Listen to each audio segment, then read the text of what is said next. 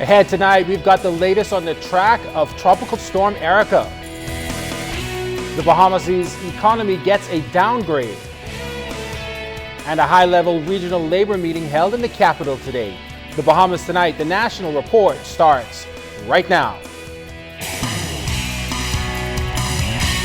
Now in HD.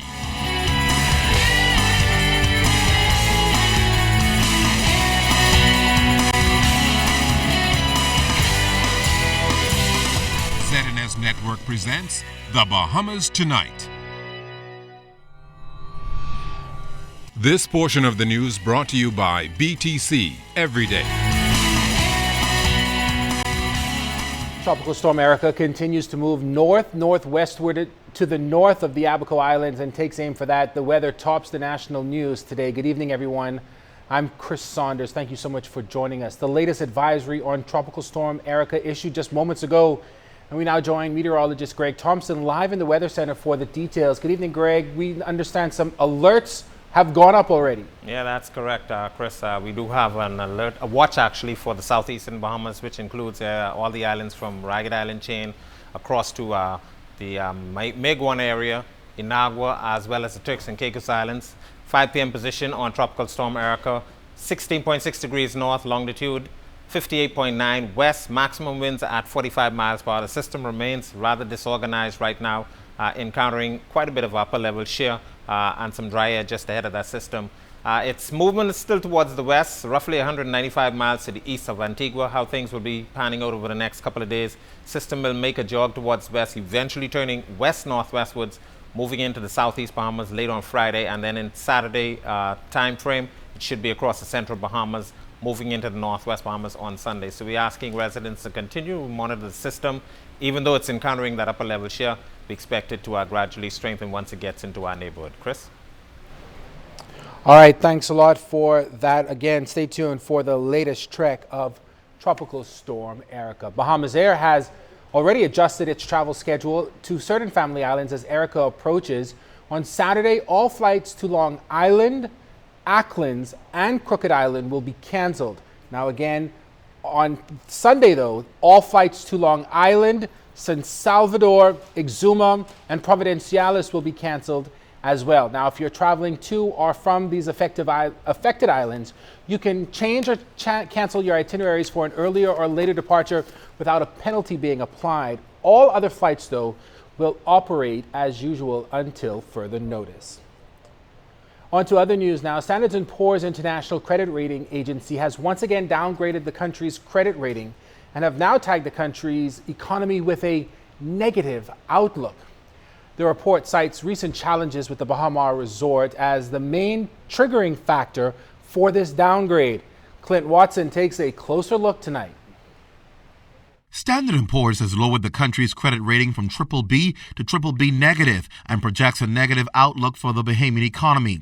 The rating agency says it lowered the Bahamas ratings to reflect both long-term vulnerabilities and the short-term economic shock of the Bahama bankruptcy filing and subsequent legal disputes. The long-term vulnerabilities include a weakening external position and a fragile domestic economy. In the domestic economy, non-performing loans are more than 15% of total loans. Consumer credit and outstanding residential mortgages are more than 60% of GDP.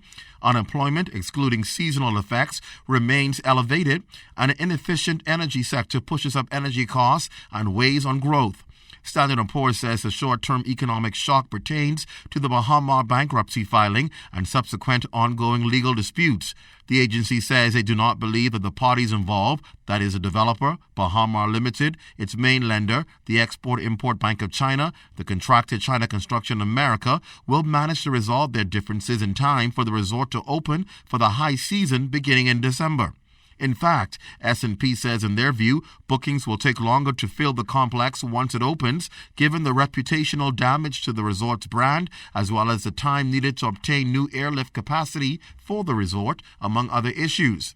They say the combination of long-term vulnerabilities with a short-term economic shock will continue to place the Bahamas in a low-growth trend, with real GDP per capita growth of less than 1% over the next several years.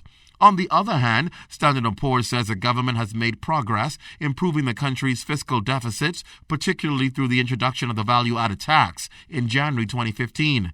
Preliminary estimates show that from January to June, the government collected about $150 million in new net revenue from the VAT.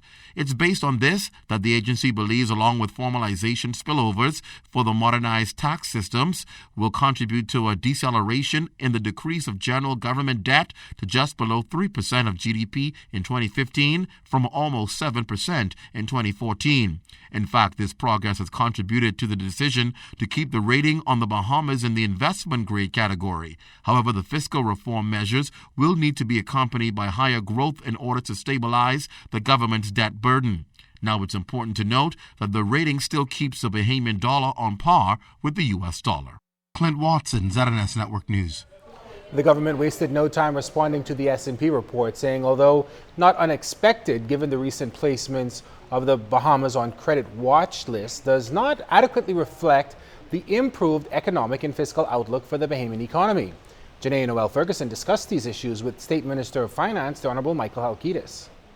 The government says first things first. It's important to emphasize that the Bahamas maintains its investment grade status. Minister Michael Halkitis says that while the Bahama Project, along with other projects throughout the Bahamas, will make healthy contributions to the economy over the medium term, the government awaits a court ruling on its request for the appointment of a provisional liquidator scheduled for September 4th. Halkitis noted the emphasis the report placed on the mega development. We take a different view. We are optimistic that the situation will be resolved quickly. And we also take the view that even if the situation is drawn out, there are other projects, other developments, again on a smaller scale, but spread throughout the country that will contribute to the growth. Now, while Standard & Poor's has given the government some credit for its fiscal reform program, Halkitis said the report also affirmed that the achievements are forecasted to cause a reduction in the debt burden in the near term. And they did give the government credit for the improvements in the deficit, i.e. the reductions that have happened, and they pointed to that as one of the reasons why we preserve our investment grade rating. But the fact of the matter is they just put a lot of weighting on what might happen with Bahama. We remain hopeful that the situation will be resolved quickly and that the resort can be completed and opened in a timely fashion. And we will continue the steps that we have been taking to make sure that our finances are continue to improve as they have over the past few years. The success of the government's fiscal strategy is reflected in its ability to raise funds on more favorable terms, both internationally and domestically. In addition, the government has been careful to tie its recent foreign currency borrowings to specific projects, such as the acquisition of vessels for the Royal Bahamas Defense Force and airplanes for Bahamas Air. Halkitis noted that there has also been real improvements in the Bahamian economy with a decrease in the unemployment rate. But if there's not a speedy resolution to Bahama, as S&P suggests, Halkitis says there are measures in place to further stabilize the economy. Then we have other actions to take to make sure that it does not have an effect on a negative effect on the finances, or we can mitigate or we can minimize that. Which we have done in the past. If you recall, when we published our medium-term fiscal strategy, when we said, okay, we're going to cut the deficit by this amount, S&P expressed some doubt that we could do it. Well, not only have we done it, we've beaten our own projections, and they have admitted it as much in their report. So the fact of the matter is, we're hopeful for a speedy resolution. If in the worst case scenario there's not a speedy resolution, then we'll have to just make other adjustments. But the bottom line is improving the finances of the country. The Bahamas continues to make progress on the fiscal front. The government, while patient, will redouble its efforts to sustain improvements in this area and advance reforms to bolster private sector confidence over the medium term. Janae Noel Ferguson, ZNS Network News. The opposition Free National Movement says it's disappointed to learn of the Standard & Poor's downgrade and the country's credit outlook to negative. The party noted the country's structural deficiencies, including the outdated educational system. The FNM says an aggressive approach to increase our capacity to absorb the new and emerging economy is needed, as the past practices of 10 years ago will not cut it. The official opposition also noted the challenges of the local financial services industry and the anemic growth in tourism, along with the Bahamar issue, shows that bigger is not always better. They say to sustain tourism, more Bahamians should be introduced to the operational aspect of hotels and tourism products. Shocking revelation today in the parliamentary department. We'll tell you what we uncovered straight ahead in the Bahamas tonight. This portion of the news is brought to you by the new Shell and Lettuce, designed for extra miles.